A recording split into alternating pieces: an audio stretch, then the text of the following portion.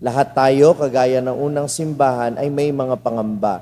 Pero ang panghahawakan natin ay hindi yung takot na hindi pa naman dumarating o yung takot dahil sa ating mga pag-iisip. Subalit, ang dapat natin panghawakan ay ang muling pagkabuhay ni Jesus na nagbibigay sa atin ng pag-asa na hindi tayo iiwan, may panghahawakan tayo.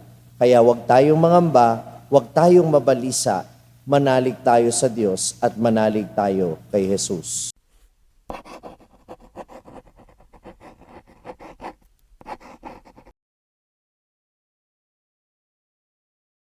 Sumainyo ang Panginoon at sumairin. ang mabuting balita ng Panginoon ayon kay San Juan. Papuri sa iyo, Panginoon. Noong panahong iyon, sinabi ni Jesus sa kanyang mga alagad, "Huwag kayong mabalisa, manalig kayo sa Diyos at manalig din kayo sa akin. Sa bahay ng aking ama ay maraming silid. Kung hindi gayon, sinabi ko na sana sa inyo, at paroroon ako upang ipaghanda ko kayo ng matitirhan. Kapag naroroon ako at naipaghanda kayo ng matitirhan, babalik ako at isasama kayo sa kinaroroonan ko. At alam na ninyo ang daan patungo sa pupuntahan ko." Sinabi sa kanya ni Tomas, "Panginoon, hindi po namin alam kung saan kayo pupunta, paano namin malalaman ang daan?" Sumagot si Jesus, "Ako ang daan, ang katotohanan at ang buhay. Walang makapupunta sa Ama kundi sa pamamagitan ko." Ang mabuting balita ng Panginoon. Pinupuri ka namin, Panginoong Kristo. Magsiupo na po nga.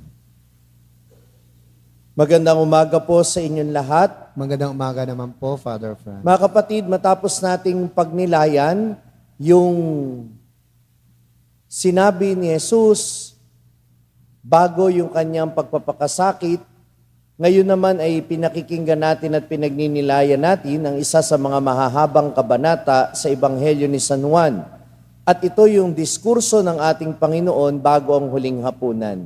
Siguro nagtataka kayo, nasa Pasko tayo ng pagkabuhay, bakit parang bumabalik tayo sa Huwebes Santo? Bakit tayo bumabalik sa introduction ni Jesus sa kanyang pagpapakasakit at pagkabuhay? Una, dapat tandaan natin na itong ebanghelyo ay sinulat hindi lang para sa mga alagad na kausap ni Jesus dito sa ebanghelyo mismo. Ito'y isinulat para sa mga unang Kristiyano na noon ay maraming pangamba dahil inuusig sila. Noon ay yung iba parang nawawala na ng pag-asa dahil parang minority pa rin sila, kakaunti lang sila at napakaraming sumasalungat sa kanila. Kaya nung mensahe ni Jesus, napakalinaw sa ebanghelyo natin ngayon. Huwag kayong matakot, huwag kayong mangamba, manalig kayo sa Diyos at manalig din kayo sa akin. Kaya itong mensaheng ito ay hindi mensahe lamang ng Panginoon sa mga alagad niya noon na nangangamba at natatakot dahil sa kanyang paglisan na magsisimula sa huling hapunan, kundi ito'y mensahe para sa mga unang Kristiyano na ang pakiramdam nila parang nilisan sila ng Panginoon. At ito rin naman, pakiramdam din naman natin ito, di ba? Kung minsan nararamdaman din naman natin na para tayong iniiwan ng Panginoon, na para bang walang Diyos na nakakikita ng ating mga pinagdaraanan. Pero ito yung paalala sa atin. Ako ang daan, ako ang katotohanan, at ako ang buhay. Walang makapupunta sa Ama kundi sa pamamagitan ko. Nang ibig sabihin nun, ano man ang pinagdadaanan natin sa buhay, ang panghawakan lang natin ay si Jesus. Ano man yung pinagdadaanan natin, yan man ay mabigat o magaan lang, ang palaging balikan natin ay ang ating Panginoong Jesus. Dahil yun ang ibig sabihin ng pag-asa ng muling pagkabuhay. Muli siyang nabuhay, ibig sabihin mapanghahawakan yung kanyang pangako. Muli siyang nabuhay, ang ibig sabihin, hindi tayo talaga dapat matakot dahil mayroon tayong inaasahang pag-asa mula sa Kanya. Kaya minamahal ko mga kapatid, itong ibig sabihin ng ating mga pagbasa ngayon. Ito ang ibig sabihin ng mga pagbasang pagninilaya natin mula ngayon at sa mga susunod na araw sa kabanatang ito ni San Juan. Lahat tayo, kagaya ng unang simbahan, ay may mga pangamba. Pero ang panghahawakan natin ay hindi yung takot na hindi pa naman dumarating o yung takot dahil sa ating mga pag-iisip. Subalit ang dapat natin panghawakan ay ang muling pagkabuhay ni Jesus na nagbibigay sa atin ng pag-asa na hindi tayo iiwan, may panghahawakan tayo.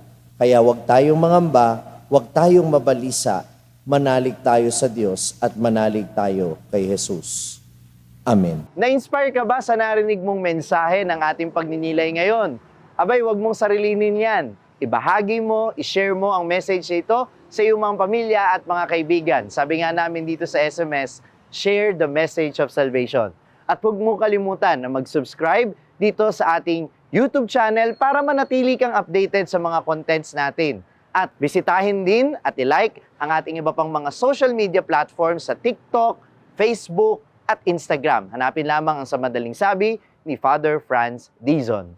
Mapapakinggan din po ninyo ang araw-araw kong pagninilay sa #1 Catholic meditation app sa mundo na ginagamit na ngayon ng 2 milyon mahigit na mga Pilipino sa buong mundo.